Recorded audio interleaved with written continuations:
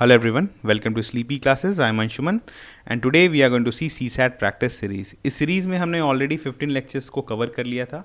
Last lecture में हमने combination और परमुटेशन का कंसेप्ट को स्टार्ट किया था. फिर हमने कुछ कंट्रास्ट करके दोनों को समझने का कोशिश किया था और दोनों के बीच में डिफरेंस क्या होता है, और फिर हमने जो है PYQ सॉल्व किया था कॉम्बिनेशन पे बेस्ड. आज का जो लेक्चर है उसमें हम लोग देखेंगे अरेंजमेंट्स परमुटेशंस के बारे में. ठीक है, तो बिना टाइम वेस्ट किए हम लोग स्टार्ट करते हैं. अब देखिए, आपका प्रीलिम्स का जो है आपका एडमिट कार्ड रिलीज़ हो चुका है, तो टाइम आपके लिए काफ़ी कम बचा है. तो अब आपको सबसे बेस्ट क्या करना चाहिए कि आपने जितने भी कंसेप्ट्स यहाँ पे CSAT प्रैक्टिस सीरीज़ में पढ़े हैं उसको कंसोलिडेट करिए और उस पर बेस्ड जो है वो PYQs आप सॉल्व करिए. ठीक है, तो चलिए करते हैं start. Concept of combination and permutation में हमने क्या पढ़ा था कि combination is all about selection and permutation is all about selection and then arrangement. ठीक है, फिर हमने डिफरेंट टाइप ऑफ कंडीशंस देखा था, लेकिन अभी तक हमने जितने भी कंडीशंस देखा, आपको ध्यान होगा जितना भी क्वेश्चंस हमने सॉल्व किया, तो उसमें हम लोग हमेशा डिस्टिंक्ट एलिमेंट्स ले रहे थे. डिस्टिंक्ट एलिमेंट्स मतलब वहाँ पे हर एलिमेंट जो था वो एक दूसरे से डिफरेंट था. फॉर एग्जाम्पल, जैसे आपको 5 पर्सन चूज़ करना था आउट ऑफ 7 पर्सन. ठीक है, तो हर पर्सन जो है वो डिफरेंट था. अब आगे हम लोग क्वेश्चंस में मैक्सिमम केस में हम लोग डिस्टिंग्विशल एलिमेंट्स या ऑब्जेक्ट्स देखेंगे, लेकिन कुछ क्वेश्चन होगा जहाँ पर आपका ऑब्जेक्ट्स जो है वो या एलिमेंट्स जो है वो डिस्टिंग्विशेबल नहीं होगा. ठीक है, तो उस तरह के क्वेश्चंस को भी हम लोग देखेंगे. चलिए करते हैं स्टार्ट. एक बार जल्दी से रिवाइज कर लेते हैं.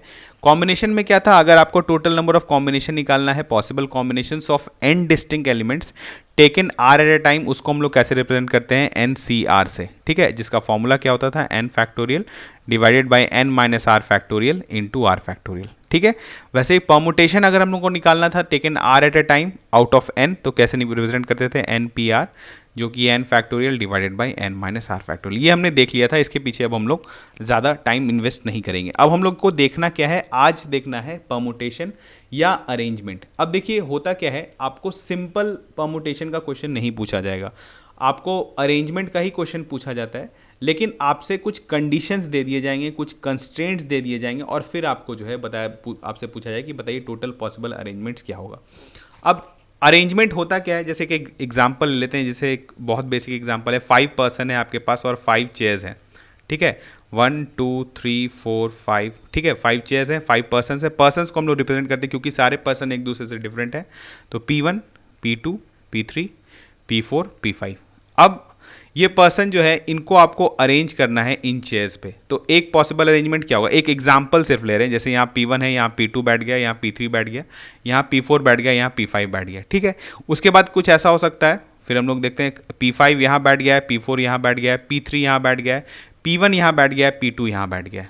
ठीक है, तो ये अगेन एक डिफरेंट अरेंजमेंट हुआ. तो ऐसे कितने अरेंजमेंट्स होंगे, ठीक है, ये आपको कैलकुलेट करना है. लेकिन हम लोग हर बार तो डिफरेंट बैठा के ऐसा तो नहीं काउंट करेंगे, आप इधर बैठ जाओ, आप उधर बैठ जाओ, और हम लोग फिर देखेंगे कि अच्छा इतना पॉसिबल अरेंजमेंट्स आता है, तो वो हम लोग नहीं, ऐसा नहीं करना है. बेसिकली हमने स्टार्टिंग में ही आपको बोला था कि permutation and combination is all about counting. हम लोग को काउंट करना है, तो यहाँ पर हम लोग को काउंट करने का तरीका ढूंढना होगा. तो वही चीज़ हम लोग परमुटेशन में सीखते हैं.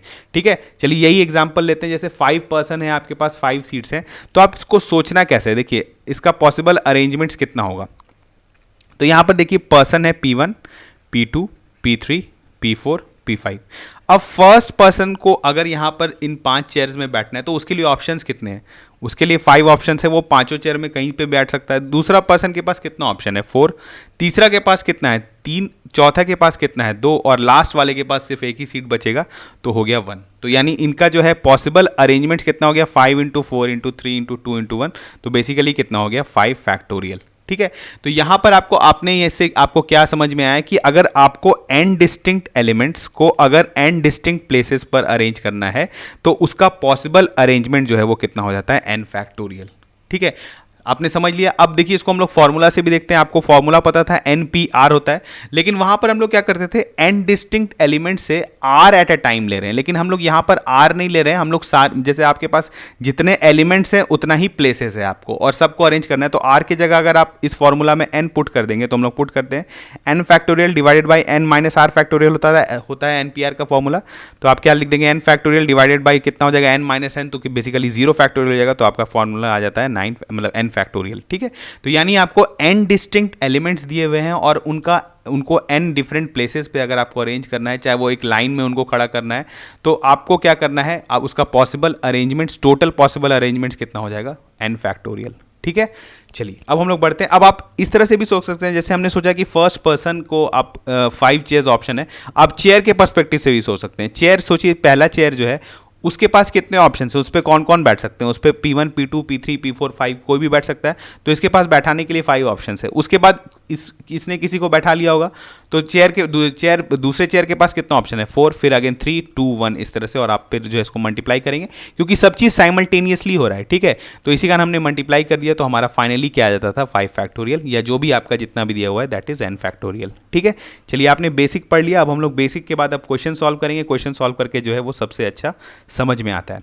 इन how many different ways can the number 2 5 6 9 7 4 be arranged using each digit only once. ठीक है, आपको सारा डिजिट एक ही बार यूज करना है in each arrangement such that the digit 6 and 5 are at extreme ends in such arrangements. ठीक है, तो यहाँ पर चलिए आप लोग कितना कैरेक्टर है पहले हम लोग जोड़ लेते हैं, 1 2 3 4 6 है। ठीक है, तो हम लोग 6 प्लेसेस बना लेते हैं, 1 2 3 4 5 6। ठीक है, आपको अरेंज करना है इसी में ये 6 डिफरेंट, जैसे हम लोग 6 पर्सन आप इसको अज्यूम कर सकते हैं, यहाँ पर आपको 6 डिफरेंट डिजिट्स दिए हुए और आपको 6 डिफरेंट प्लेसेस दिए हुए। तो आपको क्या है इसमें, लेकिन कंडीशन हमने कहा है कि अरेंजमेंट का जब भी क्वेश्चन आपसे पूछा जाएगा तो आपको कुछ कंडीशंस दे दिए जाएंगे, उस कंडीशन को मद्देनजर रखते हुए आपको टोटल अरेंजमेंट निकालना है। तो यहाँ पर आपको क्या दे दिया गया है कि 5 और जो आपका 6 है, अब 5 और 6 जो है आपके एंड्स पे रह सकते हैं। तो यहाँ पर ये देखिए, यहाँ पर एक बार 5 यहाँ हो सकता है, एक बार 6 यहाँ हो सकता है। ठीक है, एक बार 6 यहाँ हो सकता है, एक बार 5 यहाँ हो सकता है। यही 2 पॉसिबल अरेंजमेंट है 6 और 5 का। इसके अलावा आपके पास कितने डिजिट्स हैं, आपके पास 4 डिजिट्स हैं, और आपके पास प्लेसेस कितना है, 4 प्लेसेस हैं। तो उनका पॉसिबल अरेंजमेंट क्या होगा, अगर आपको 4 एलिमेंट्स हैं और 4 डिस्टिंक्ट प्लेसेस हैं, तो उसका पॉसिबल अरेंजमेंट कितना हो जाता है आपका, 4 फैक्टोरियल। लेकिन यहाँ पर ध्यान दीजिए कि 5 और 6 का, क्योंकि 2 प्लेसेस है और 2 एलिमेंट है, तो इनका आपस में पॉसिबल अरेंजमेंट कितना है, 2 फैक्टोरियल, यानी 2 बेसिकली। तो 2 × 4 फैक्टोरियल आप कर देंगे तो आपका टोटल पॉसिबल अरेंजमेंट आ जाएगा। अब आप समझ रहे हैं, ठीक है। तो इसका वैल्यू कितना हो जाएगा, 4 फैक्टोरियल का वैल्यू कितना होता है आपको जल्दी से बताइए, 24 × 2 दैट इज 48। तो आपका पॉसिबल जो है अरेंजमेंट दैट इज 48। ठीक है, चलिए बढ़ते हैं next question. In how many different ways can 6 players be arranged in a line such that 2 of them, Ajit and Mukherjee, are never together? ठीक है, क्वेश्चन वैसे ही है, सिंपल वैसे ही क्वेश्चन है, लेकिन आप लोग को उसमें थोड़ा समझना पड़ेगा। देखिए यहाँ पर क्या है कि आपको यहाँ पर कितने प्लेयर दे दिए गए हैं, 6 प्लेयर्स हैं। तो 1 2 3 4 5 6 प्लेसेस हम लोग बना लेते हैं, एक लाइन है जिसमें इनको अरेंज करना है। ठीक है, तो अब यहाँ पर क्या है कि आपको बोल रहा है कि आपको वैसे अरेंजमेंट्स बताना है जिसमें अजीत और मुखर्जी जो है वो साथ में नहीं है। तो सबसे पहले हम लोग वैसा अरेंजमेंट या वैसा आउटकम को कैलकुलेट कर लेते हैं जिसमें अजीत और मुखर्जी जो है वो साथ में रहेंगे। मतलब अजीत को अगर हम लोग ए से रिप्रेजेंट करें और मुखर्जी को एम से रिप्रेजेंट करें, तो आपको कुछ ऐसा अरेंजमेंट आपको बताइए, ऐसा जिसमें ए एम एक बार ऐसे हो, एक बार ए एम ऐसे हो, एक बार ए एम ऐसे हो। ठीक है, जो भी है जहाँ पे लेकिन अजीत और मुखर्जी साथ में है। तो बेसिकली अगर इन लोग साथ में, तो हम लोग इनको एक यूनिट मान लेते हैं, एक ही पर्सन बना देते हैं इन लोगों, क्योंकि इन लोग साथ चल रहे हैं, हर जगह चिपक के चल रहे हैं। तो अगर इनको हम लोग ए प्लस एम को एक यूनिट मान लेते हैं, तो इसके अलावा कितने और प्लेयर्स हैं आपके पास, 4 प्लेयर्स हैं, और ए प्लस एम एक यूनिट मान लेते हैं, तो टोटली आपके पास 5 यूनिट्स हो गए, और इनको 5 प्लेसेस पे अरेंज करना है, तो आपका कितना अरेंजमेंट हो जाएगा, 5 फैक्टोरियल। लेकिन ध्यान दीजिए कि यहाँ पर अजीत और मुखर्जी आपस में भी तो अरेंज कर सकते हैं ना, आपस में भी, कभी अजीत आगे मुखर्जी पीछे, कभी मुखर्जी आगे अजीत पीछे, तो इसका पॉसिबल अरेंजमेंट कितना हो जाएगा, 2 फैक्टोरियल, यानी 2। तो यानी टोटल पॉसिबल अरेंजमेंट्स जिसमें अजीत और मुखर्जी साथ में है वो कितना हो जाएगा, 2 × 5 फैक्टोरियल। लेकिन आपसे क्या पूछा जा रहा है कि आर नेवर टुगेदर, ये तो साथ वाले हो गए, तो जो जब साथ में नहीं है तो वैसे कैसे निकालेंगे। तो नॉर्मली इनका अरेंजमेंट कितना होगा, अगर टोटल पॉसिबल अरेंजमेंट, क्योंकि 6 प्लेयर्स हैं, इनको 6 प्लेसेस है, इनको अरेंज करना होगा, तो पॉसिबल अरेंजमेंट कितना हो जाएगा, 6 फैक्टोरियल। ठीक है, टोटल पॉसिबल अरेंजमेंट। लेकिन इसमें से वैसे में जिसमें ये साथ में है ये कितना है, 2 × 5 फैक्टोरियल, तो बस इसको माइनस कर दीजिए तो आपको जो है रेस्ट पता चल जाएगा। तो इसको अगर सॉल्व करते हैं तो 6 × 5 फैक्टोरियल लिख सकते हैं, तो 6 - 2 हो जाएगा, बाहर में 5 फैक्टोरियल, तो 4 × 5 फैक्टोरियल। और 5 फैक्टोरियल का वैल्यू कितना होता है जल्दी से बताइए आप, 120। तो 4 × 120 दैट इज 480। तो पॉसिबल अरेंजमेंट्स जिसमें अजीत और मुखर्जी साथ में नहीं है वो कितना है, 480। ठीक है, अब आप समझ रहे हैं कैसे हम लोग बना रहे हैं। नेक्स्ट क्वेश्चन देखेंगे फिर और क्लैरिटी आएगा।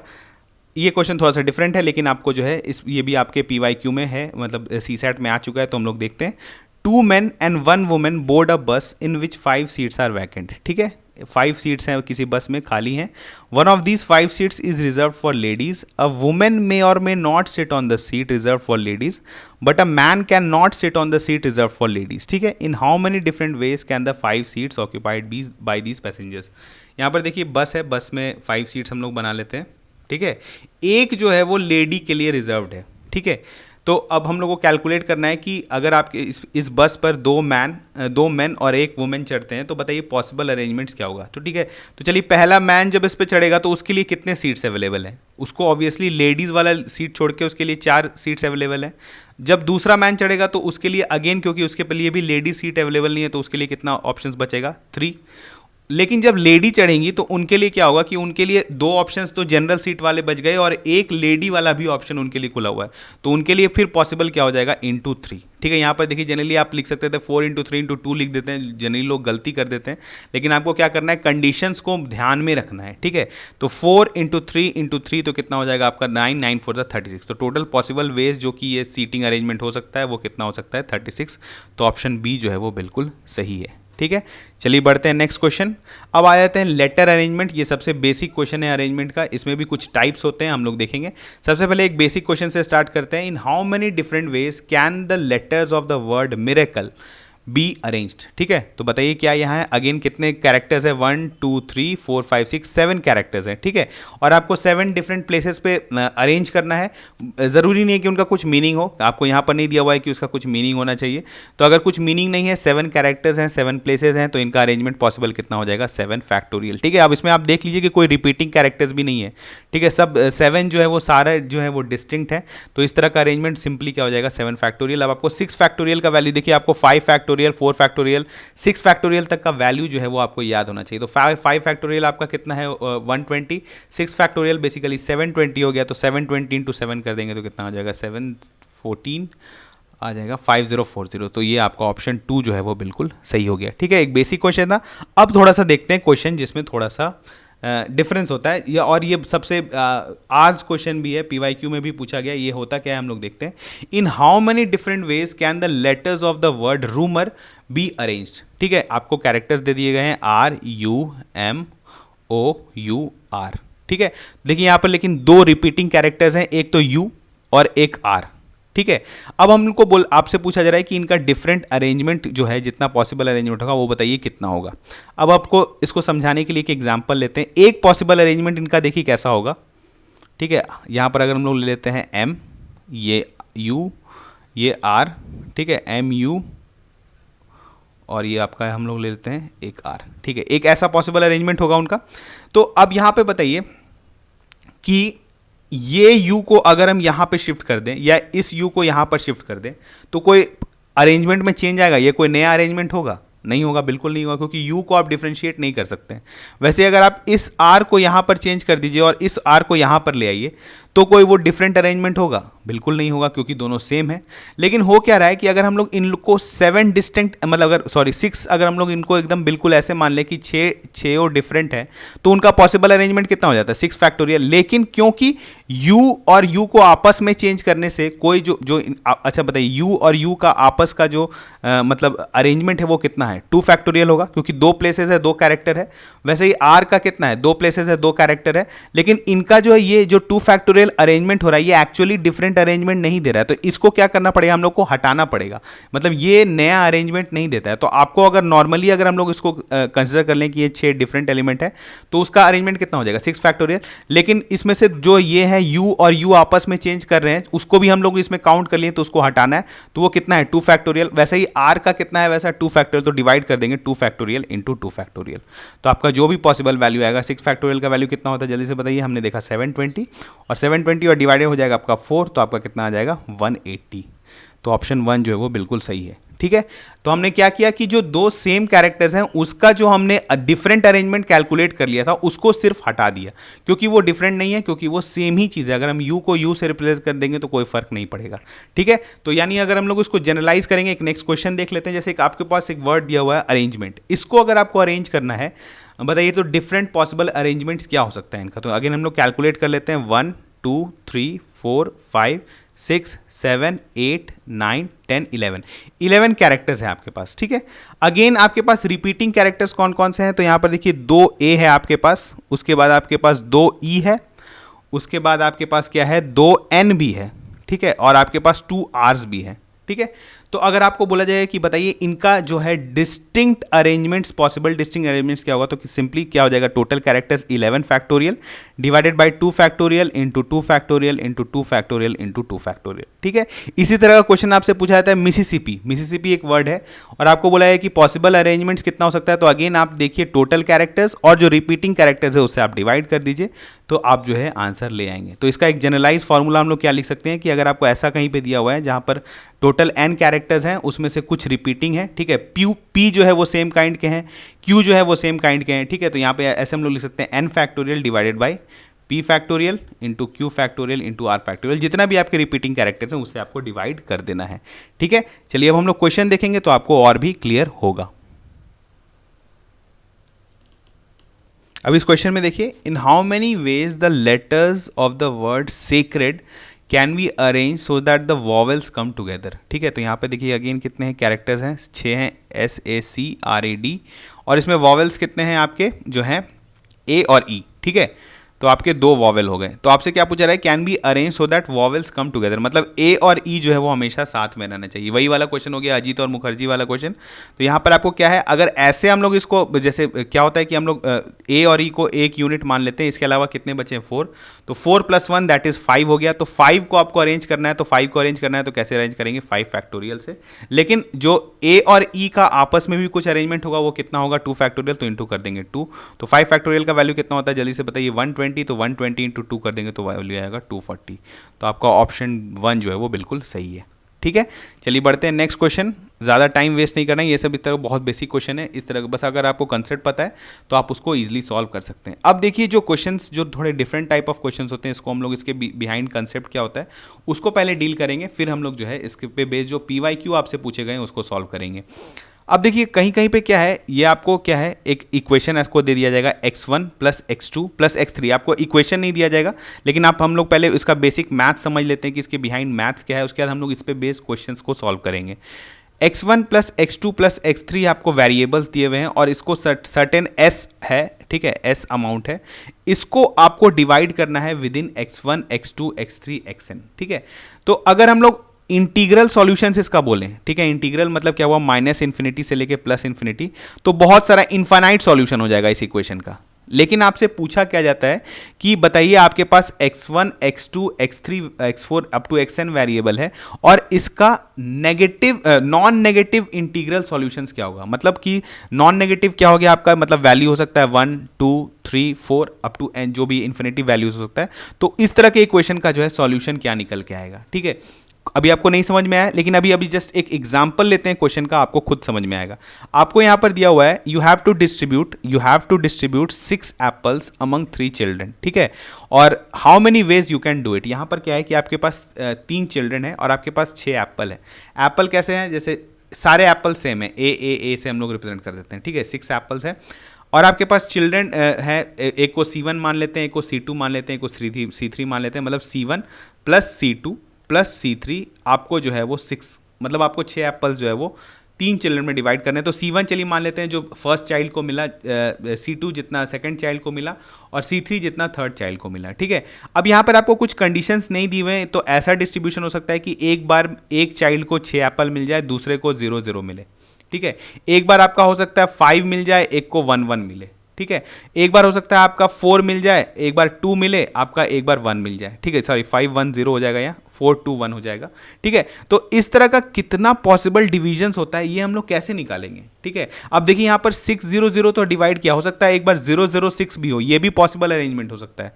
तो आपको इस तरह से डिवाइड करना है कि 6 एप्पल को, मतलब 6 एप्पल्स आपको 3 चिल्ड्रन के बीच में डिवाइड करना है, और इतना कितने तरह से आप डिवाइड करेंगे ये आपको निकालना है।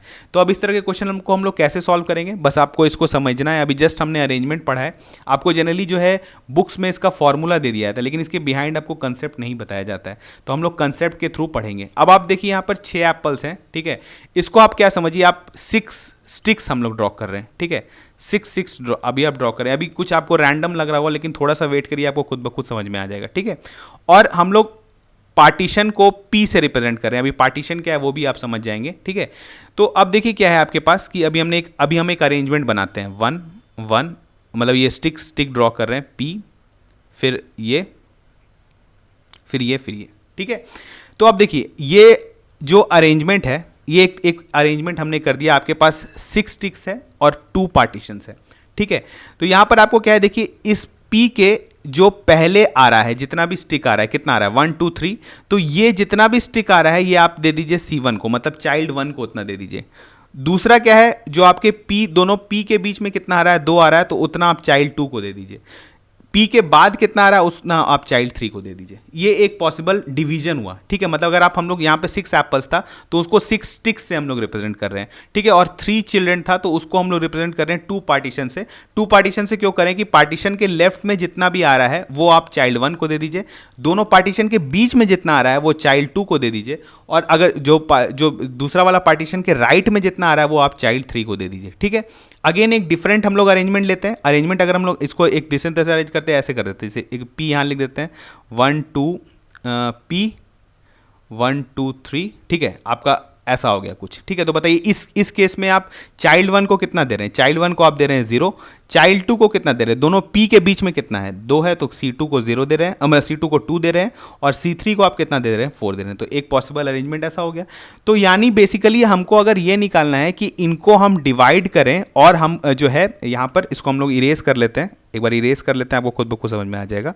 आपको डिवाइड करना है 6 एप्पल्स को अमंग 3 चिल्ड्रन, ठीक है। तो हमने क्या किया कि हमने 6 एप्पल्स को रिप्रेजेंट कर दिया 6 स्टिक्स से, ठीक है, और 3 चिल्ड्रन को रिप्रेजेंट कर दिया दो पार्टीशन से। पार्टीशन ये वाले मतलब एक पार्टीशन के लेफ्ट में जितना है वो आप C1 को दे दीजिए, एक दोनों पार्टीशन के बीच में जितना है वो आप C2 को दे दीजिए, और पार्टीशन के राइट साइड में जितना है वो आप C3 को दे दीजिए। यानी आपको बेसिकली क्या करना है, 6 स्टिक्स और 2P का अरेंजमेंट करना है। अभी हमने जस्ट देखा ऐसा अरेंजमेंट को हम लोग कैसे करते हैं, जहां पर आपका 6 एक तरह का है और 2P जो है वो 2 तरीका का एक साथ है। तो टोटल कैरेक्टर्स कितना हो गया, 1 2 3 4 5 6, 6 + 2 8 फैक्टोरियल, और रिपीटिंग कैरेक्टर्स कितना है, 6 आपका एप्पल्स है, तो यानी कितना हो जाएगा यहाँ पर 6 फैक्टोरियल, और यहाँ पर 2P तो है, कितना हो जाएगा 2 फैक्टोरियल। तो जो भी आपका पॉसिबल अरेंजमेंट आएगा वही आपका पॉसिबल डिविजन्स भी होगा। मतलब आपने समझा कि आप बेसिकली आपसे क्वेश्चन पूछ रहा है डिवीजन का, लेकिन हमने इसको चेंज कर दिया अरेंजमेंट में, इसी कारण हम लोग इसको परमुटेशन कॉम्बिनेशन में पढ़ते हैं, ठीक है। तो अब आप समझ रहे हैं कि हमने क्या किया, हमने एप्पल्स को जो है मान लिया कि कोई भी यहाँ पे एप्पल है, यहाँ पे आप कुछ भी मान सकते हैं, कुछ दूसरा चीज भी हो सकता था। आपको टॉफीज भी दे दिया था कि जिसको आपको डिवाइड करना है अमंग जितने चिल्ड्रन। तो आपको क्या करना है, टोटल जितना आपको डिवाइड करना है, जितने के बीच में डिवाइड करना है, ठीक है। तो यहाँ पे 3 चिल्ड्रन था तो हमने मान लिया 2 पार्टीशन। वैसे ही अगर आपके पास 5 चिल्ड्रन रहता तो आप कितना पार्टीशन मानना था, 4, ठीक है। तो यानी आपका नॉर्मली क्या हो गया कि आपको क्या करना है, दोनों को जो है ऐड कर दिया। अगर आप लोग इसको अगर इस तरह से फॉर्मूला, आपको जनरली जो बुक्स में दिया रहता है वो फॉर्मूला दिया रहता है, लेकिन आपको फॉर्मूला पे नहीं जाना है, आपको समझना है, ठीक है। अगर आपको 6 एप्पल्स है तो हमने 6 स्टिक्स में मान लिया, अगर 3 चिल्ड्रन था तो हमने 2 पार्टीशन मान लिया। ऐसे ही अगर आपको हम लोग बोल देते कि बताइए आपको 8 एप्पल्स जो है वो डिस्ट्रीब्यूट करना है अमंग 4 चिल्ड्रन, तो आप क्या करते, 8 एप्पल्स को आप 8 स्टिक्स मान लीजिए, और 4 चिल्ड्रन है तो बेसिकली आपको कितना पार्टीशन चाहिए, आपको चाहिए 3 पार्टीशन। तो यानी कितना हो जाता है, 8 + 3 आपका हो जाता है 11 divided by 8 factorial into 3 factorial, ठीक है। इस तरह के क्वेश्चंस को जो है आपको इसी तरह से सॉल्व करना है। इसके बिहाइंड आपको कंसेप्ट बता दिया जाए, क्योंकि क्वेश्चन आपसे जब आएगा सीसैट में तो आपको ये पता नहीं रहेगा कि आपके बैक साइड में ये कंसेप्ट आपको अप्लाई करना है, लेकिन जो पीछे में कंसेप्ट लगता है वो यही है, ठीक है। चलिए हम लोग देखते हैं एक नेक्स्ट टाइप, कि यहाँ पर क्या है कि you have to distribute 6 apples among 3 children, ठीक है। How many ways you can do it such that each child get at least 1 apple. अभी हमने क्या किया था कि यहाँ पर हमने जो डिवीजन किया था तो इसमें हो रहा था कि एक चाइल्ड को एक बार 0 एप्पल भी मिल सकता है, ठीक है। लेकिन अगर आपको कंडीशन दे दिया जाए कि नहीं, उनको हर को एटलीस्ट 1 एप्पल तो मिलना ही चाहिए, तो इस तरह के क्वेश्चंस को हम लोग कैसे सॉल्व करेंगे। अगेन मेरे पास वही इक्वेशन आ गया, C1 + C2 + C3 जो है हमारे पास = 6 है। लेकिन यहाँ पर ध्यान दीजिए कि हम लोग क्या करते हैं, इस क्वेश्चन में क्योंकि सबको एक एप्पल मिलना चाहिए, तो हम लोग सबसे पहले क्या करते हैं, एक एप्पल तीनों को बांट देते हैं, ठीक है। तो अगर एक एक एप्पल बांट दिए तो कितना इक्वेशन बन गया, C1 plus C2 plus C3 is equal to 3। अब सबके पास, अब जो इसको हम लोग C1 डैश C2 डैश और C3 डैश मान लेते हैं, तो सबको ऑलरेडी एक एक एप्पल मिल चुका है, जहां पे C1 डैश क्या रिप्रेजेंट कर रहा है आपका, C1 डैश रिप्रेजेंट कर रहा है आपका जो भी C1 आएगा उसमें +1, ठीक है, +1 जो है हम लोग उसको ऑलरेडी दे चुके हैं। तो अब बताइए आपके पास जो इक्वेशन बन गया ये बन गया, अब आपको इसको अरेंज करना है। तो जब आपको इसको अरेंज करना है तो ये कितना हो जाएगा आपका, जो 3 एप्पल्स है, तो इस तरह के क्वेश्चन को हम लोग कैसे सॉल्व करेंगे, 3, ठीक है, 3 + 2, ठीक, कितना हो जाएगा 5, तो 5 factorial divided bye 3 factorial into 2 factorial, यही आपका जो है पॉसिबल डिस्ट्रीब्यूशन आ जाएगा। तो आपने समझ लिया क्या है, इसके बैकग्राउंड में हमने कंसेप्ट डील कर लिया। अगर आपको नहीं समझ में आया तो अगर आप दोबारा इसको देखेंगे तो डेफिनेटली आपको समझ में आ जाएगा। अब हम लोग देखते हैं कि इस पे बेस्ड जो PYQ आपसे पूछा गया था, ठीक है, लेकिन क्वेश्चन जब होता है आपके एग्जाम में पूछ लिया जाता है, लेकिन उसमें बैक साइड कंसेप्ट आपको नहीं पता रहता है। अब यहाँ पे क्वेश्चन क्या है, how many triplets XYZ satisfy the equation x + y + z = 6 दिया हुआ है, where XYZ are natural numbers. तो सबसे पहले बताइए नेचुरल नंबर्स क्या होता है, जल्दी से बताइए नेचुरल नंबर्स, ये 2019 में क्वेश्चन है। तो natural number basically counting number जो होता है 1 2 3 ये सब होते हैं। तो यहां पर आपको क्या है, देखिए XYZ का जो है वैल्यू आपका 0 नहीं हो सकता है, तो ऑलरेडी सबके पास जो है वो 1 तो रहना ही चाहिए, 1 तो एक, तो यहां अगेन अभी हमने जो बोला कि एटलीस्ट 1 एप्पल वाला जो क्वेश्चन बन गया, तो हम लोग क्या करते हैं 1 जो है इनमें पहले से डिस्ट्रीब्यूट कर देते हैं। तो 1 डिस्ट्रीब्यूट कर दिए तो आपका कितना हो जाएगा, X dash plus Y dash plus Z dash, जो ये किसका क्वेश्चन बन गया, इक्वल टू 3। अब आप इसको कैसे सॉल्व करेंगे, तो 3 आपको 3 चीज मतलब 3 बोल सकते हैं 3 एप्पल्स डिवाइड करना है among X dash Y dash Z dash. तो आप क्या करेंगे, 3 पार्टीशंस कितना क्रिएट करना पड़ेगा आपको, 2, तो 3 + 2 कितना हो गया आपका 5 फैक्टोरियल, तो कितना हो जाएगा 5 फैक्टोरियल डिवाइडेड बाय आपका 2 फैक्टोरियल इंटू 3 फैक्टोरियल। तो जल्दी से बताइए कितना हो जाएगा, 5 × 4, 3 फैक्टोरियल कट गया तो 2, तो आपका आ जाएगा पॉसिबल जो डिफरेंट डिस्ट्रीब्यूशन है वो कितना हो जाएगा, D, ठीक है, तो 10 हो जाएगा। तो आपका ऑप्शन D जो है वो बिल्कुल सही है। तो आपने समझा कि इसके बैक साइड कंसेप्ट क्या है। अगर आपको नहीं समझ में आया तो आप फिर से एक बार इसको जरूर देखिए कि ये हमने क्या किया। बेसिकली हमने क्या किया कि आपको जितना भी जो भी चीज़ आपको डिस्ट्रीब्यूट करना है उसको आप रिप्रेजेंट कर दीजिए 1 से, ऐसे स्टिक से रिप्रेजेंट कर दीजिए, ठीक है। और जितने लोगों के बीच में रिप्रेजेंट करना है, तो जितने लोगों के बीच में रिप्रेजेंट करना है उससे एक कम आपका पार्टीशन हो जाएगा। तो यानी हम लोग जैसे 3 लोगों के बीच में सेपरेट करना था, मतलब डिवाइड करना था, तो हमने PP लिख दिया। तो अब P के जो लेफ्ट साइड में वो पर्सन मतलब C1 को मिल जाएगा, दोनों P के बीच में जो है वो C2 को मिल जाएगा, और P के राइट साइड में जितना स्टिक है वो आपके C3 को मिल जाएगा। यही चीज़ हमने बताया। और बेसिकली ये जो क्वेश्चन बन जाता है एक परमुटेशन का बन जाता है, और इसी कारण हम लोग इसको इस चैप्टर में पढ़ते हैं, और इस पे बेस जो है आपसे क्वेश्चंस भी पूछा जाता है, ठीक है। तो आपने कुछ कंसेप्ट हमने पढ़ा अरेंजमेंट का, इसके बाद हम लोग कुछ क्वेश्चंस और भी देखेंगे। ये 2 क्वेश्चन जो है ये आपके लिए है। अब आपको इतना कंसेप्ट पता चल गया अरेंजमेंट का कि आप इस क्वेश्चन को सॉल्व कर सकते हैं। ये वाला क्वेश्चन और ये वाला क्वेश्चन जो है ये दोनों आपके लिए ये PYQ ही है, इसको आप सॉल्व करें, ठीक है। और इसका सोल्यूशन जो है आप कमेंट सेक्शन में पोस्ट कर सकते हैं। इस दोनों क्वेश्चन को नेक्स्ट लेक्चर में हम लोग सबसे पहले डील करेंगे। जिनका बन जाएगा बहुत अच्छी बात है, जिनका नहीं बनेगा तो हम लोग नेक्स्ट लेक्चर में इसको सबसे पहले डील करेंगे, ठीक है। तो चलिए मिलते हैं नेक्स्ट लेक्चर में, तब तक थैंक यू।